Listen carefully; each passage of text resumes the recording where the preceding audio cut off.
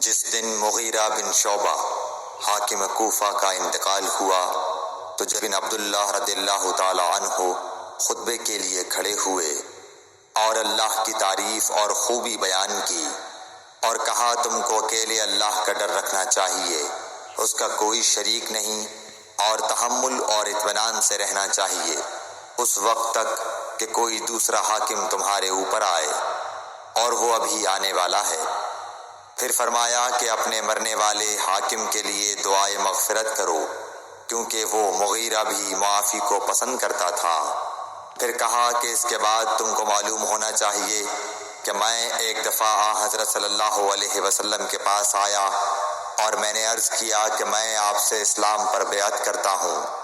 آپ نے مجھ سے ہر مسلمان کی خیر خواہی کے لیے شرط کی، پس میں نے اس شرط پر آپ سے بیعت کر لی۔